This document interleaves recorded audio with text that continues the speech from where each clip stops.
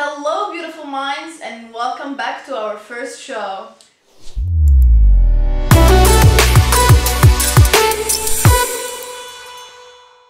Good morning, I wish you well and let's have some interesting show. So our first section is about the daily issues we're going through during this quarantine, but not only, because our subject of the day is how to stay confident, how to boost your self-confidence. Now we talked about self-esteem before, but it's different because self-esteem is how you feel about yourself in general, but being confident can just be different depending on the subject or depending on the situation. Okay. So tell me, how? Okay, so how to boost your confidence. Okay, so it happens, I'll give an example. You can, when you start on a job and you are being junior, you left school, you started a job, you can feel that lack of confidence when it comes to big tasks. Because you don't think you know exactly what you're doing, or you feel like you are not an expert, so that can lower your self-confidence toward that subject in general. So my tip to boost our self-confidence is to take it slow, step by step. Start to learn something, because when you start working on something you have like different subjects, different axes, so you take one little thing and just learn it by heart and try to be great at it. Once you get really good, you will feel that your confidence will be boosted and you will feel better, and that will be reflected in your work and in your spirit and in your vibes, and it will help you gain confidence in other fields as well, or in other subjects as well. That's the way I try to do it. So you know the imposter syndrome, when you feel like you're not an expert enough to talk about that subject, whereas we are consultants, so we should be confident enough to propose solutions for business issues or business projects or business problems. So that lack of confidence can be, how can I say that? Can be a stone that will not help you go forward, and it will not help you rise in your career. So you have to feel confident even if you don't know everything, and you will learn how to do those things. So I'm feeling that you did feel sometimes not confident enough in... It depends. Now, for example, at work, I learned to fake it until you make it. Literally, we cannot be expert in everything, and you start at some point. Everybody starts junior, so I just learned to take everything and say I can do it and learn how to do it in the process. Because if I say I'm not able to do it, or I don't know how to do it, then they will give it to somebody else and I will not learn how to do it. You see? Yeah. Okay. Just clarification of the mind of people who say fake it until make it, because everybody abusing this. I'm not saying that you need to say I did make it in business, I am the best one. No. Because that one is lying. No, if you lie and you say like for example, if you lie and you say you know this tool by heart, they will give you you know, how can I say, the responsibility of a whole company in your hands, and you will play with it and you will maybe lose. But well, yeah, what I want to say is, from her, just so people understand what she mean by that is when you have a new opportunity, although you don't know or you don't master it, do it. Exactly. Take it, learn from it, and do it as best as you can. And the moment, because otherwise you will not go from what you know best, and you will stay at a certain zone, and you will not experience a certain level, and you will not rise above it. So if you feel like you don't master it enough, but you know you can figure it out. Yeah, that's why you take it, and not saying that I am rich although you're not rich, or saying that I am the best one. Don't fake your life. No, that is lying, and that is bad, because for business perspective it's trust, which is the essential thing. But if somebody give you an opportunity, you don't block yourself and say I'm not good enough for that. Take it and learn from it, and go beyond. Just so people understand the perspective of it. On the other hand, I will give my perspective on things. Is one of the things that I have self-confidence. I have natural self-confidence when in specific area. I know in other area I'm not expert. For example, sports, coronavirus, wherever it is. But from certain niche, I know I'm good at it. I have that natural confidence in a specific niche, but at the same time I'm always trying to practice, which means act on my theory so I can prove. And I did have a discussion with your husband about this, and I said... Was I there? No, we did talk about it and coming back home, and what I said is I have big theory, and I have very, you know me, sometimes I have theory in business, like you need to do this and this and this because this is how it should go in certain specific condition. So I have big theory and very specific theory, and sometimes I just act on it just to prove that my theory is true, just to have that validation, so when I talk to people I can convince them with it. But from my perspective, I am confident with it, and that's one of the things that I have. I don't talk about a lot, but the thing that I'm talking about and assuming, I have that natural confidence. The only thing that I need is leverage of true validation so people can trust me on it. Okay, how about if you lack confidence in a subject, and you are in a meeting and people are talking about it, and you're not talking about it because you're not giving an opinion because you feel like your opinion is irrelevant, which is only in your head.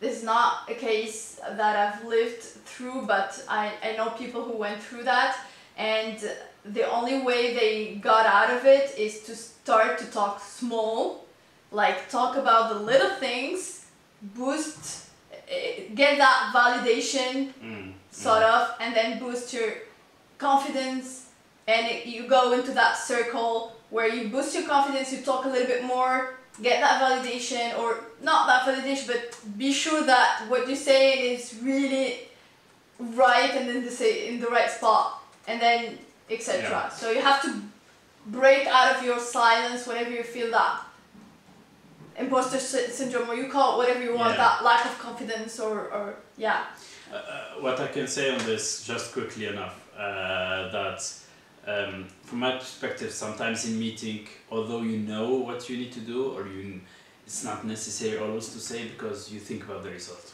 Because in meetings we talk a lot about different things, and sometimes don't have, that's why okay, but sometimes you need to prove it in different way. You don't need to, so if you are shy enough to not say your word or truth or what you believe in, it's okay, work on it and prove it. It's easier to show them than to tell them, and everybody can tell is if you show. Everybody can talk, but it would be more efficient to actually act and show the results. Moving on to the next section of the show, where we answer your questions related to our field of expertise, which is Consulting, CRM, Salesforce. We are consultant in CRM, Salesforce, and the word around it. Generally, you use such a tool to track your deals, so you can try to learn how to close it. But more in the bigger mind of it is to try to learn every touch point that your client is, you interact with the client, so you can involve and give the best experience that you can give. Yeah, for your client, current client, and your potential client actually. So yeah, so today's question is asked by Xenia, who said, when I open a contact record and use the send email function and include other contacts, how can I make sure that each contact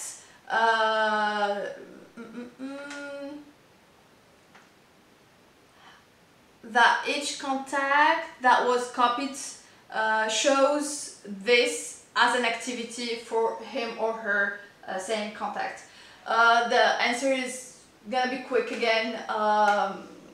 You will find that logged into the activities of the contact. So if you go on contact A and send an email and add contact B and C, if you go to contact C and B, you will find in the activity place the activity logged with the email sent.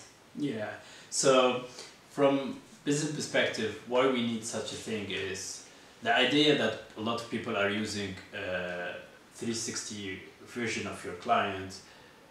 I don't want to use a lot of this type of word because I want the simplicity of it. The idea is to see every interaction, as we said, related to that contact, to that company. So when you interact with them with an email or a telephone, you want to track that history. So if you have a new salesperson who handled them, they know about it. If you are the same person, you want to see the history so you can remember and come back you put everything in perspective. So with this, you can add you can log every email to different contacts, and generally it goes with 2 different contacts with the same company. So when you interact to sell something, you interact with, for example, director of sales or with another person. So you have 2 persons that you're talking to, so you need to log that type of email to this 2 different person which belong to the same company. That's the use case, the general use case that you have. Exactly, yeah. So guys, if you have any question, any comment about this question, or any question, you can send us your question via Instagram, LinkedIn, or email, or you can comment below. Yeah, and by the way, I forgot, but I want to say thank you, Xenia, for this question. Yeah, absolutely. Sorry, Xenia. Moving on to the next section, which is the quote of the day. So, the quote of the day is... A great wind is blowing, and that gives you either imagination or a headache. Nice one. Yeah, very nice and very accurate to this time. Exactly. So, Catherine the Great said it, and I don't know if it's her name, the Great, or reality. It's an awesome. If it's her real name, it's an awesome one. The way I see it, yeah. So every situation can be perceived differently. You can act or react on it in a different way. So you can either see the positive part in it, the bright side of it, or the negative side of it, I think. Yeah, for sure. What I can say about this is, let's take this example. We have quarantine, which is the wind. So either you take it as a headache, which means you say, oh, we have a crisis, we have economic crisis, we have... I feel bad about it. Feel sick about it. Yeah. Or you say, you imagine, and you imagine that you will evolve, that you will grow, that the moment this time crisis finish, you need to be ready, how you need to be ready, what skills you need to have, and to work on it. So every situation you face it is an opportunity if you see it in the right lenses. Well, you always have two ways of approaching the situation, so you just choose. Yeah, it's in perspective. I know it's hard. I know we say it like this, is like we do it always and we see it always in the right way, but the reality is it's not. For me, I take my time to whine about it and feel really bad about a situation before snapping out of it, let it sink in and just react and act on it. So I take time to realize the thing and even feel bad for a while, and then the important thing is just to snap out of it and try to see the bright sides of the situation. And for me, I will add only one thing. It's my truth about it is generally in every situation I put myself or I find myself, I try to annihilate it with my final vision, and with that I can say I can see how it's aligned, so I can put it in perspective and try to work on it. But just recently I was put in a different situation where I did work too much physically that my mind didn't think enough, and couldn't think enough. I even forgot about dates, I forgot about a lot of things. My mind was blocked, so I was not able to align like I usually do it as easily. This time I couldn't, so I did have that difficulty to align between vision and what I'm doing now. So I did feel that I am pressed or put in a box. So you felt the headache actually. I did feel the headache, but at certain point, the moment I did have a break, which was a little bit the weekend, I did take a break and think how I can align and do it, and I did see a perspective. Exactly. So yeah, guys, don't hesitate to share your thoughts, your comments, your opinions, your ideas. If you think there is an idea or a subject we should talk about in the next episodes, don't hesitate to share it with us, comment below, or send us messages through Instagram or LinkedIn. You've already started doing that. Yeah, sure. This week we talked about subjects you chose or you suggested. So thank you for interacting with us. Thank you for your ideas. Thank you, guys. We will give a few names. Thank you, Salma. Thank you, Eric. Thank you, Kojak. Thank you, Ayoub. Thank you, guys, for your interaction, and thank you for your feedback. We love having this interaction with you, so don't hesitate to send us more. Thank you, and let's grow together, guys. Yeah, let's get through this together and grow together. Thank you guys for watching. See you next time. See you next time. Bye.